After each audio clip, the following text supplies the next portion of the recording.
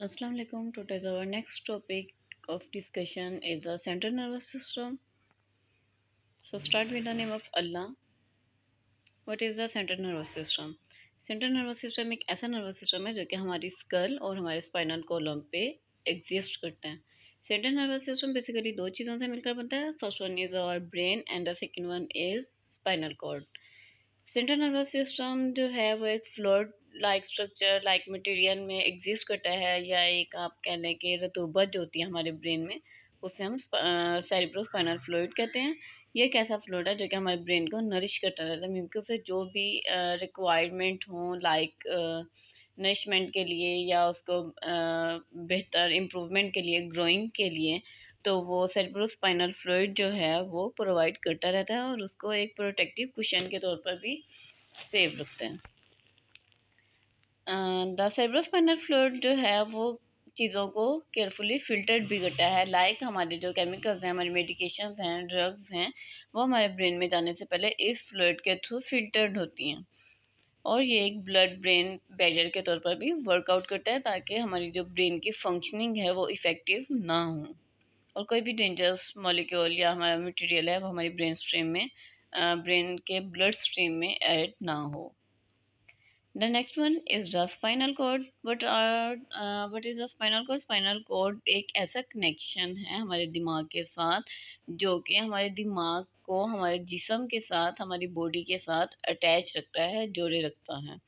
और किस तरह से जोड़े रखता है? हमारे दिमाग को हमारी बॉडी के साथ पेरिफेरल नर्वस सिस्टम जो है उसके थ्रू जोड़े रखता है। स्पाइनल कार्ड जो है वो एक केबल की तरह होता है, मीन्स की इंफॉर्मेशन को एक डायरेक्ट वे में लेके आता है और आगे आते ही अपनी ब्रांचेस के थ्रू इफेक्टेड एरियाज या रिक्वायर्ड एरियाज जो है वहाँ पे डिलीवर कर देता है।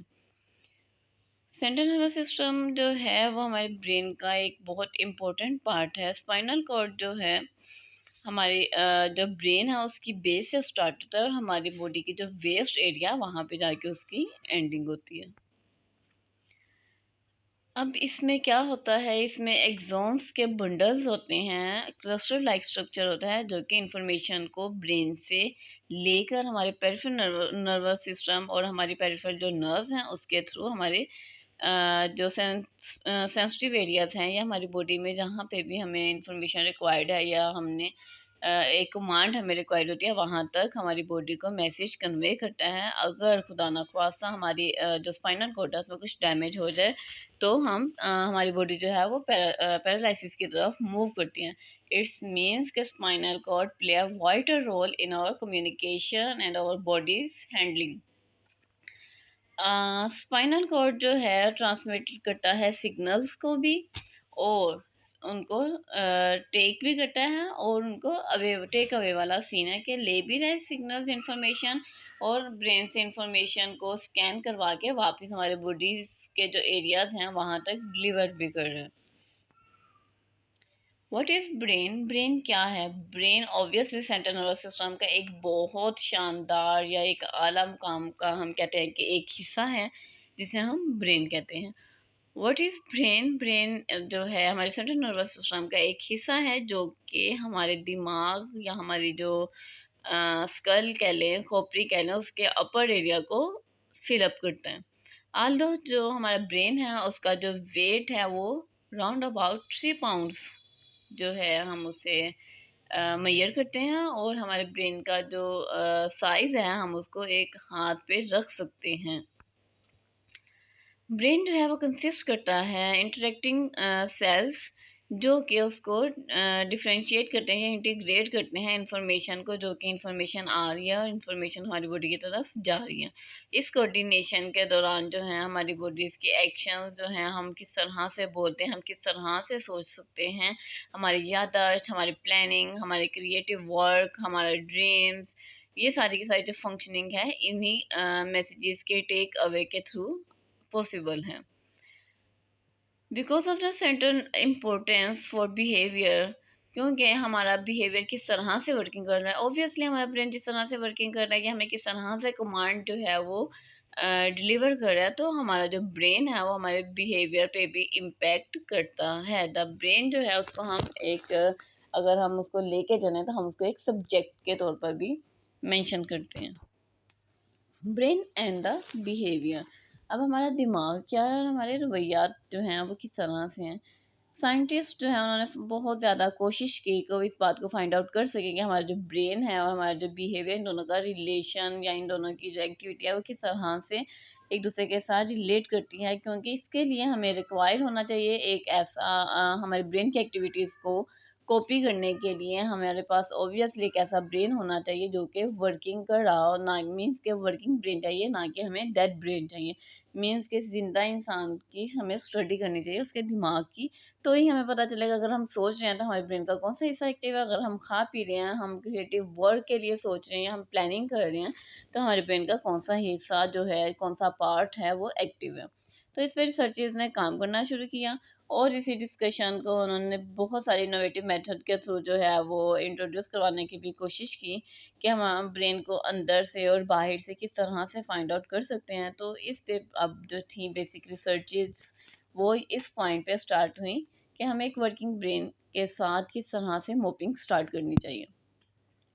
Looking inside the brain, brain के अंदर देखने के लिए जो हमने रिसर्च मेथड यूज़ किए, उसमें हम क्या करते हैं कि हमारा जो ऑब्जर्वेशन है वो किस तरह से स्टार्ट होनी चाहिए। एक स्पेसिफिक ब्रेन स्ट्रक्चर्स होते हैं जो कि हम एनिमल्स के जो हैं ब्रेन को पार्ट्स हैं उन्हें हम डेड कर देते हैं। लीजनिंग मीन्स के एक उभार आप कह लें या एक एक्स्ट्रा मटेरियल कह लें। हमारे ब्रेन में कुछ भी इस तरह से एक्स्ट्रा चीज़ ऐड हो जाए तो हमारे ब्रेन की वर्किंग जो है वो इफ़ेक्ट करती है।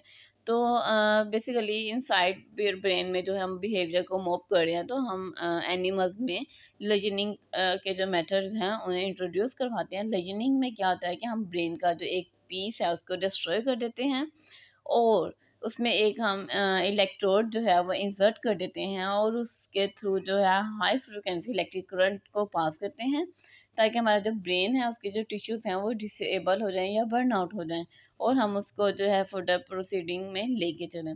दूसरी टेक्निक जो यूज़ की जाती है इस पर्पज़ के लिए वो थी electrical stimulation of the brain. ESP के थ्रू हम इसे मेंशन करते हैं। इसमें क्या करते हैं कि हम हाई क्वालिटी करंट नहीं देते हैं, हम एक वीक करंट जो है उसका पास आउट करते हैं हमारे अपने ब्रेन स्ट्रक्चर में, और ताकि वो उसको स्टिमुलेट कर दें उसकी वर्किंग को। इस तरह से जो लीजनिंग है वो क्या करती है, वो एक करंट है उसको डिलीवर कर देती है हमारे जो एक इलेक्ट्रोड हम लोगों ने ब्रेन में इंसर्ट किया था, और उसके थ्रू जो है डिफरेंट बिहेवियर्स हैं हम ब्रेन के उसको स्टडी कर लेते हैं।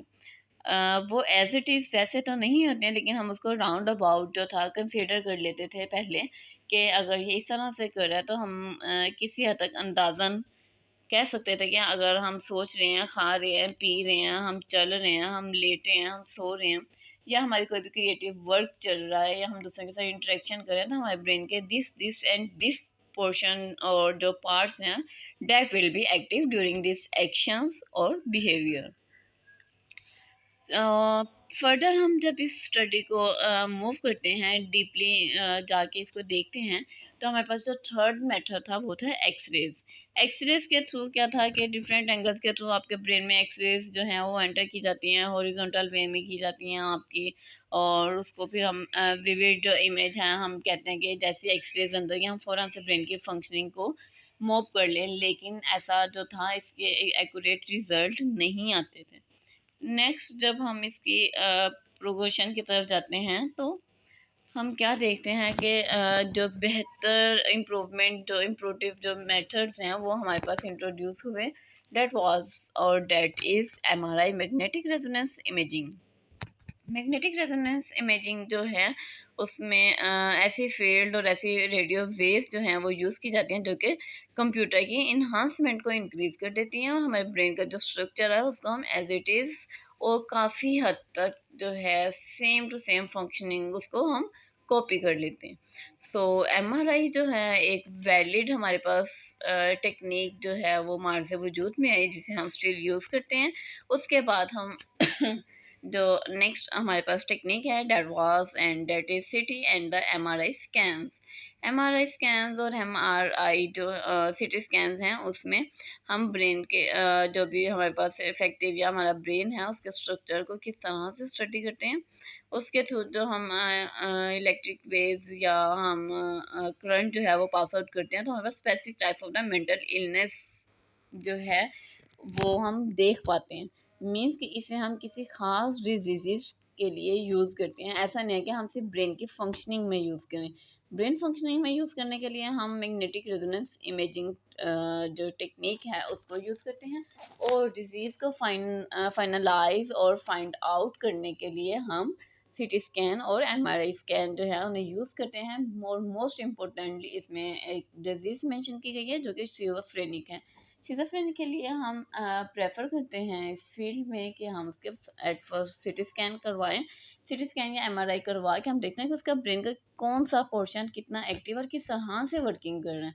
अगर वर्किंग कर रहा है तो वो माइल्ड वर्किंग है, मॉडरेट है, या फेयर मीन्स के एक नॉर्मल रेंज में वो चल रहा है।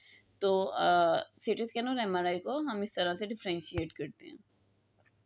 उसके बाद रिसर्चर जो हैं वो स्टिल इसी बात पे फोकस है कि ब्रेन एंड द बिहेवियर जो है वो किस तरह से रिलेटेड हैं। तो हमारे पास जो फर्दर रिसर्चेस थी वो पेट को इंट्रोड्यूस करवाएगा, पोस्टोन इमिशन एंड टोमोग्राफी, जिसके स्कैन्स के थ्रू जो है हम वैल्यूएबल रिजल्ट जो थे वो रिसीव कर लेते हैं। पेट स्कैन जो हैं वो रेडियो एक्टिव मार्कर्स हैं, मीन्स वो रेडियो एक्टिव रेस को यूज़ करते हैं हमारे ब्रेन की केमिकल एक्टिविटी को मॉप अप करने के लिए या उसको कॉपी करने के लिए।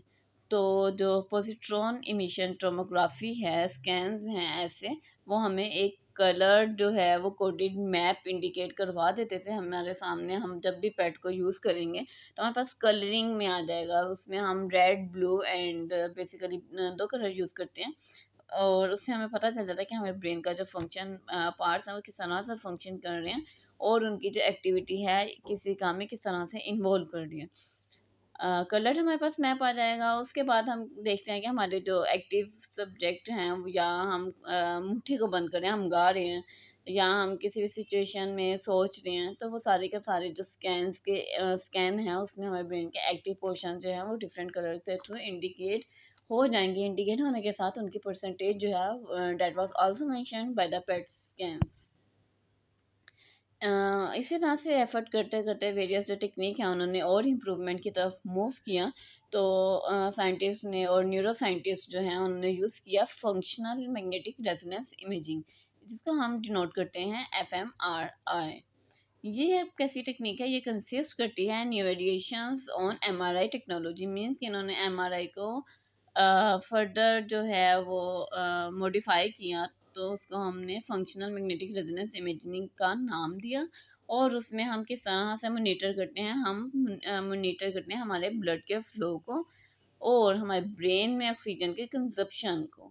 उसके थ्रू हम देखते हैं कि कितनी हाई एक्टिविटी है हमारे ब्रेन के पोर्शंस की। मींस के एफएमआरआई में हमने बेसिकली दो जो पॉइंट्स हैं उन पे फोकस करना है। हम क्या मेजर करेंगे, ब्लड का फ्लो हमारे ब्रेन में, और हमारे ब्रेन के पार्ट्स में ब्लड फ्लो जो है वो किस लेवल पे जा रहा है, किस तरह से जा रहा है।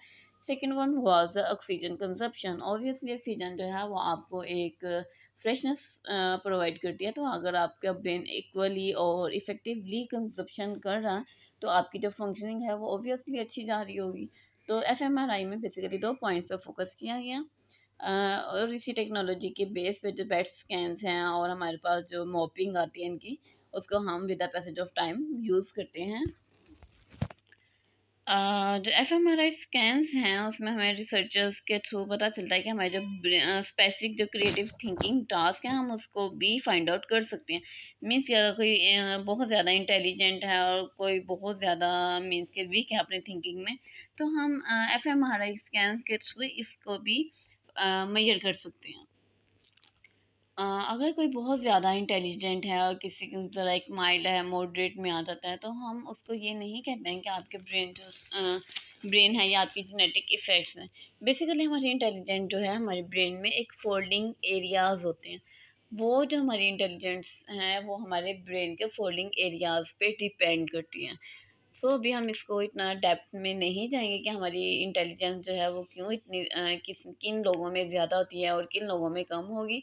उसको हम फर्दर जो है डिटेल में डिस्कस करेंगे अपने ब्रेन के जो बेसिक 3 पार्ट्स हैं, और इन्हीं पेट स्कैन्स और एफएमआरआई के थ्रू जो है फर्दर फंक्शनिंग को ऑब्जर्व करने के लिए, लर्न करने के लिए और प्रमोट करने के लिए हम अपने ब्रेन को बेसिकली 3 हिस्सों में डिवाइड करते हैं। The first one is the hind brain, the mid one is the mid brain, and the third one is the fore brain. तो बेसिकली हमारे दिमाग के ये 3 हिस्से फर्दर और इसको डिटेल में इन डेप्थ स्टडी के लिए क्रिटिसाइज और या इसको हम डिवाइड कहते हैं कि किया गया, ताकि हम अच्छे तरीके से अपनी फंक्शनिंग को देखें। फंक्शनिंग लाइक हमारी थिंकिंग आ जाएगा, हमारे थॉट प्रोसेसिंग आ जाएंगे, हमारी कॉग्निशन आ जाएगी, हमारा ईटिंग प्रोसीजर आ जाएगा, हमारे डाइजेस्टिव सिस्टम में ब्रेन की एक्टिविटीज़ आ जाएंगी, हमारे बिहेवियर में आ जाएंगी, हमारे सोसाइटी के साथ इंटरेक्शन में आ जाएगा, हमारा सेल्फ इंटरेक्शन आ जाएगा। तो इसको हम फर्दर डिटेल में देखेंगे अपने